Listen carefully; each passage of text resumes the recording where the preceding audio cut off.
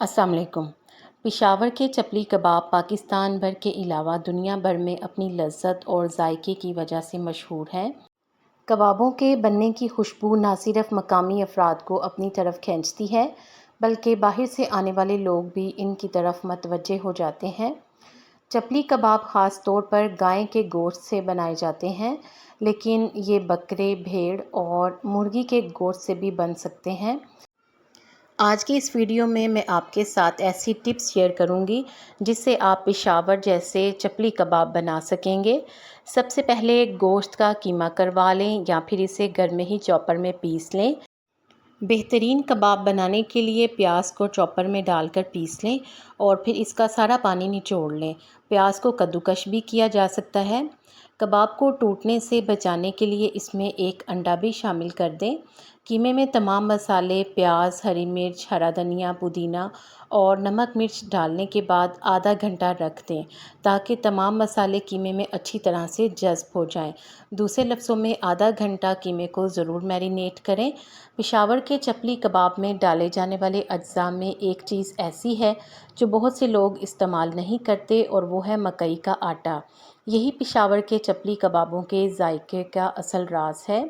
बहुत से लोग मकई के आटे की जगह बेसन इस्तेमाल करते हैं, जो कि सरासर नाइंसाफ़ी है, क्योंकि वैसा जायका नहीं मिलता जो कि पेशावर के चपली कबाब का होता है। चपली कबाब को पैन में बनाने की बजाय रोटियां बनाने वाले तवे पर बनाएं और तवे पर इतना तेल डालें कि कबाब डूबे नहीं, यानी कबाब को हमने शैलो फ्राई करना है। तेज़ आंच पर तेल को अच्छी तरह से गर्म कर लें।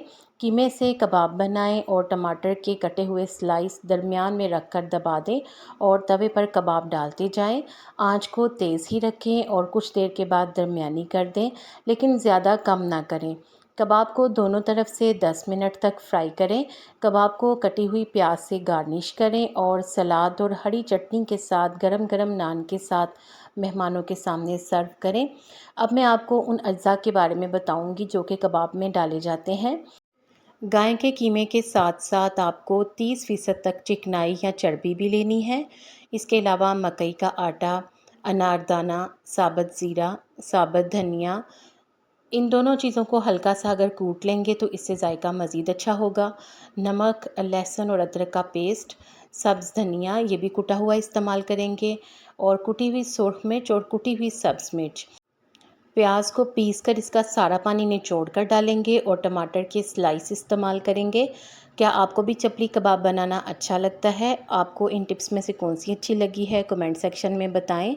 वीडियो को लाइक ज़रूर करें और मज़ीद मालूमाती वीडियोज़ के लिए चैनल को सब्सक्राइब करके घंटी का बटन प्रेस कर दें। शुक्रिया।